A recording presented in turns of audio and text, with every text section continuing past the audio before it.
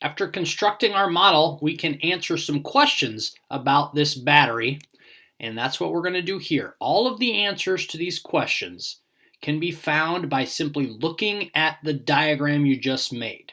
You could also look at your list of chemicals and you could look at the overall reaction, but all of the answers to these questions can be found in the diagram you just made.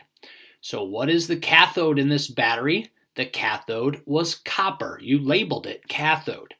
What happened to its mass? Did it increase, decrease, or remain the same?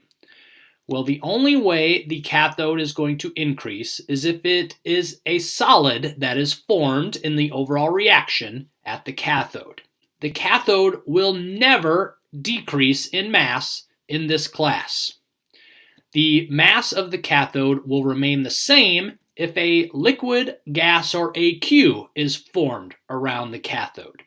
So in this case, we had solid copper metal formed at the cathode, so the mass of this cathode will increase.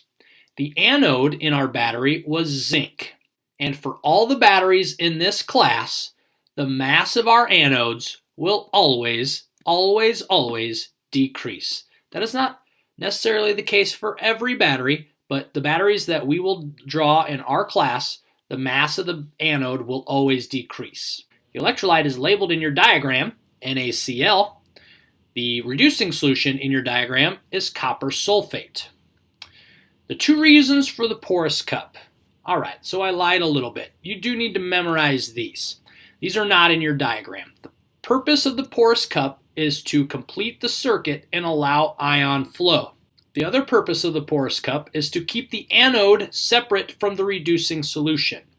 Make sure you give specific answers to these two questions. So now we can determine what happens to the anions and the cations in this battery. First, you have to make a list of cations that are in the battery. Just look at your diagram that you drew. All the things that have positive charges, all the things with arrows drawn to the right towards the cathode, all those substances, write them down on the line. There are 6 lines given to you, but that doesn't mean you're going to use 6. In fact, I highly doubt you ever use all 6 lines. Let's remember that cations are positive. Cations are positive. They are positive. All cations are positive.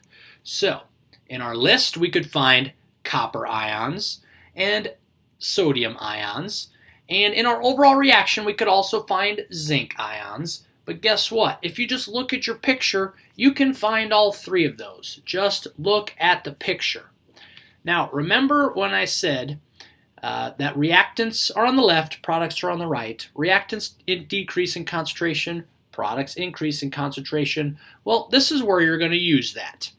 If the cation is a reactant, the concentration of it will decrease. If it is a product, the concentration of that cation will increase. If the cation is not in the overall cell reaction, then it will remain the same. So copper ions are reactants. They will decrease. Sodium ions are not in the overall reaction. They will stay the same. Zinc ions are products in the overall reaction. Therefore, they will increase. Now, question 7 and question 9 can get hidden sometimes, and kids kind of miss them. Don't miss them. Cations always move to the cathode. You can see that in your diagram. They're drawn and moving to the cathode. The anions in the battery, well, you could look in the list, you could look at the equations, but just look in your diagram. Look, there's 2 of them, chloride ion and sulfate ion. Those are the anions in the battery. Follow the same procedure. Look in the overall reaction. Is there any sulfate ion in that overall reaction? No. So those ions are going to remain the same. Same with chloride ion. There's no chloride ion in the overall reaction. So those ions are going to remain the same. And then finally, to complete the questions, anions always move towards the anode. These are the questions you'll have to answer about any battery you might draw for this class.